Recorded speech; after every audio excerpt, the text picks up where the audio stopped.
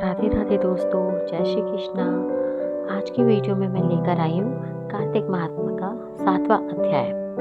इतनी कथा सुनकर सूची से शौनक ऋषि कहने लगे कि हे सूची, कहते हैं कि हे सूची, आप कृपा करके कार्तिक तथा तुलसी का महात्म्य कहिए। तब सूची कहने लगे कि हे ऋषियों, जो तुमने मुझसे पूछा है, यही प्रश्न एक समय नारद जी से राजा पृथु ने किया था, और जो उत्तर नारद जी ने दिया वही मैं तुमसे कहता हूँ। एक समय राजा पृथु नारद जी से कहने लगे कि नारद जी, भगवान को तुलसी क्यों इतनी अधिक प्रिय है, आप इसका महात्म्य कहिए। तब नारद जी कहने लगे कि एक समय राजा इंद्र बहुत से देवताओं और अप्सराओं सहित महादेव जी के दर्शनों को गया। जब कैलाश में पहुंचे तब एक बड़े भारी आकार वाले भयंकर नेत्रों वाले पुरुष को देखकर इंद्र ने पूछा कि तू कौन है और शिव कहाँ है।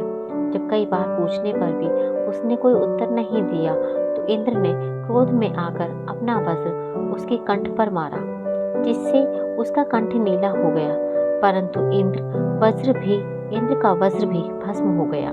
फिर उसकी आंख से ऐसी प्रचंड अग्नि निकली मानो इंद्र सहित सारे संसार को भस्म कर देगी। ऐसी स्थिति देखकर बृहस्पति जी हाथ जोड़कर और इंद्र को दंडाकार झुकाकर शिव की स्तुति करने लगे कि हे देवाधिदेव, त्रिपुरासुर तथा आगसुर का नाश करने वाले, यज्ञ का फल देने वाले त्रिपुरारी, आपको नमस्कार है। ब्राह्मणों की रक्षा करने वाले, आपको नमस्कार है। नारद जी कहने लगे कि हे राजा पृथु, इस प्रकार स्तुति सुनने पर श्री महादेव जी ने त्रिलोकी को दग्ध कर देने वाली अग्नि को शांत कर दिया और कहने लगे कि हे देवताओं, वर मांगो, मैं आपकी स्तुति सुनकर अति प्रसन्न हुआ हूँ। हमने इंद्र को जीवन दान दिया और हे बृहस्पति जी, आज से तुम्हारा नाम जीव होगा। बृहस्पति जी कहने लगे कि यदि आप प्रसन्न है तो इंद्र की रक्षा कीजिए और संसार का दाह कर सकने वाली अग्नि जो आपके नेत्र में उत्पन्न हुई है उसको शांत करिए। तब शिव ने कहा कि नेत्र से निकली हुई अग्नि वापस कैसे जाए, अतः हम इसको दूर फेंकते हैं। ऐसा कहकर अग्नि को हाथ में लेकर समुद्र में फेंक दिया। वह गंगा के संगम गंगा सागर में जाकर गिरी और बालक हो रोने लगी। उसके रोने के शब्द से पृथ्वी कांपने लगी तथा सातों लोग बहरे हो गए। ऐसा आश्चर्य देखकर वहां पर आए हुए ब्रह्मा जी समुद्र की गोद में बालक देखकर आश्चर्य से पूछने लगे कि ये बालक किसका है। समुद्र ने बड़े आदर से बालक को उठाकर ब्रह्मा जी की गोद में दे दिया और कहने लगे कि ये मेरा पुत्र गंगा से उत्पन्न हुआ है, आप इसके जात कर्म कराइए। फिर उस बालक ने ब्रह्मा जी की दाढ़ी पकड़कर इसे जोर से मरोड़ी कि ब्रह्मा जी के नेत्रों से आंसू आ गए। किसी प्रकार दाढ़ी छूटी तो ब्रह्मा जी ने कहा कि इसने हमारी आंखों से जल निकाला है, अतः इसका नाम जालंधर होगा। परंतु यह शिव के अतिरिक्त और किसी के हाथ से नहीं मरेगा, क्योंकि ये शिव के अंश से ही उत्पन्न हुआ है। यह अभी युवा हो जाएगा।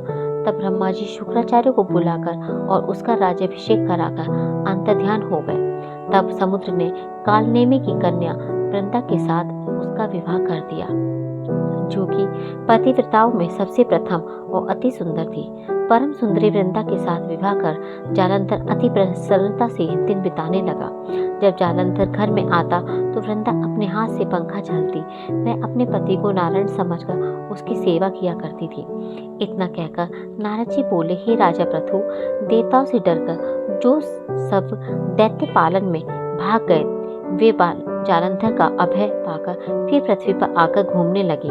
उसी समय जालंधर ने कटे से राहु को देखा तो उसने शुक्राचार्य से इसका कारण पूछा। तब शुक्राचार्य ने समुद्र मंथन तथा देवताओं द्वारा रत्नों के हरण की कथा सुनाई। इस प्रकार इस पिता का मंथन और दैत्यों का अनादर सुनकर जालंधर ने क्रोध में आकर घसमरसन नाम वाले दूत को बुलाकर सुधर्मा के पास भेजा। वह सभा में जाकर अभिमान पूर्वक इंद्र को नमस्कार न करके कहने लगा कि दैत्यपति जालंधर ने जो कुछ कहा है वह सब तुम सुनो। हमारे पिता का मंथन करके जो तुमने रत्न लिए हैं उन पर तुम्हारा कोई अधिकार नहीं है, अतः वे रत्न हमको वापस कर दो। घसमर के ऐसे वचन सुनकर इंद्र भय और विस्मय से कहने लगा कि समुद्र सदैव हमारे शत्रु दानवों की रक्षा करता है, अतः हमने उसको भयंकर रत्न लिए हैं, इसलिए उन पर दैत्यों का कोई अधिकार नहीं है। दूत ने ये सब समाचार जालंधर से जाकर कहा तो वह अत्यंत क्रोधित हुआ, देवताओं को जीतने का उपाय सोचने लगा। उसने सब दिशाओं तथा पातालों में अपने दूत भेजकर सब दैत्यों को बुलाया और शुंभ तथा निशुंभ को अपना सेनापति बनाकर स्वर्ग के नंदन वन में जाकर इंद्र की अमरावती पुरी को घेर लिया। तब देवता भी युद्ध के लिए बाहर निकल आए और अनेक प्रकार के शास्त्रास्त्रों से देवताओं तथा दैत्यों का युद्ध होने लगा। वे सब एक दूसरे को मार मार कर गिराने लगे। सब तरफ रुधिर बहने लगा। मरकर गिरे हुए घोड़ों और हाथियों से पृथ्वी भर गई।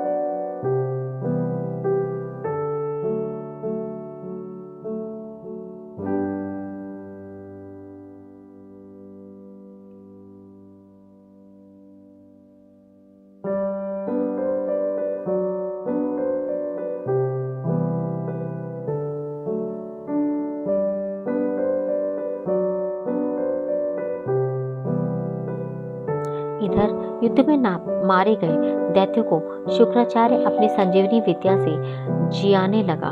इधर बृहस्पति जी द्रोणाचार्य की दिव्य औषधियों द्वारा देवता को जीवित करने लगा। उधर जब देवताओं के जीवित होने का वृतांत दैत्यों ने शुक्राचार्य से जाकर कहा तो जालंधर दैत्य ने अपने अनुचरों को द्रोणाचार्य पर्वत को समुद्र में फेंक देने का आदेश दिया। तब दैत्यों ने द्रोणाचल पर्वत को उठाकर समुद्र में फेंक दिया और फिर आकर संग्राम करने लगे। जब देवताओं को जीवित करने के लिए औषधि लेने बृहस्पति जी द्रोणाचल पर्वत की ओर गए तो दिव्य पर्वत को न देख और देवताओं का दैत्यों के द्वारा निरंतर संहार होते देखकर वे घबराकर कहने लगे कि हे देवताओं, शीघ्र ही यहाँ से भागो। ये दैत्य शंकर के अंश से उत्पन्न हुए हैं, अतः वह तुमसे नहीं मरेंगे। गुरुजी की यह बात सुनकर देवता भय के मारे दशों दिशाओं को भागने लगे और जालंधर दैत्य ने जीत के नगारे बजाते हुए देवों की अमरावती नगरी में प्रवेश किया। सब देवता भय के मारे सुमेरु पर्वत की कंदराओं में जाकर छिप गए। सब देवों के भाग जाने पर जालंधर इंद्रपुरी की अमरावती शुंभ निशुंभ के अधिकार में सौंपकर स्वयं देवताओं का पीछा करने के लिए सुमेरु पर्वत की ओर गया।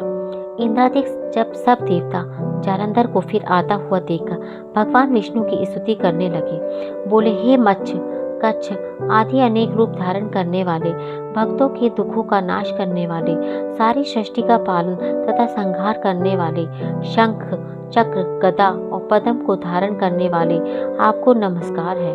भगवान विष्णु देवताओं की स्तुति सुन और उनको दुखी जानकर शीघ्रता से उठ गरुड़ पर सवार होकर जाने लगे। तो लक्ष्मी जी ने पूछा कि भगवान आप कहाँ जा रहे हैं? तब उन्होंने उत्तर दिया कि तुम्हारे भाई जालंधर से पीड़ित देवताओं की सहायता के निमित्त जा रहा हूँ। तब लक्ष्मी जी कहने लगी कि भगवान मैं आपकी परम प्रिया हूँ, तब आप मेरे भाई को कैसे मारेंगे? तब भगवान ने कहा कि शंकर से उत्पन्न और ब्रह्मा के वचन से हम जालंधर को कदापि नहीं मारेंगे। ऐसा कहकर शंख चक्र और खड्ग लेकर जालंधर के साथ युद्ध करने के लिए चल दिए। जिस समय भगवान युद्ध करने के लिए गए तो बहुत से दैत्य गरुड़ के पंखों के वेग से ही मारे गए। पवन से पीड़ित दैत्यों को देखकर जालंधर को अत्यंत क्रोध आया और वह भी विष्णु के सम्मुख युद्ध को आया। उस समय भगवान विष्णु और जालंधर दैत्य का महाघोर युद्ध हुआ। आकाश मेघों की तरह बाणों से ढक गया। तब भगवान ने जालंधर के ध्वजा, छत्र, घोड़े और धनुष सब अपने बाणों से काट डाले। जालंधर ने भी गरुड़ के मस्तक पर गदा मारी, जिससे गरुड़ मूर्छित हो गया, परंतु भगवान ने उसकी गदा को अपनी तलवार से काट दिया। फिर दोनों का मल्ल युद्ध हुआ। जालंधर ने भगवान की छाती में मुक्का मारा। उस समय भगवान और जालंधर के इस घोर युद्ध को देखकर सारा संसार भयभीत होकर कंपायमान हो गया। तब भगवान विष्णु ने कहा कि हे दैत्यराज, तुम्हारा और हमारा युद्ध ठीक नहीं, क्योंकि तुम लक्ष्मी के भाई हो।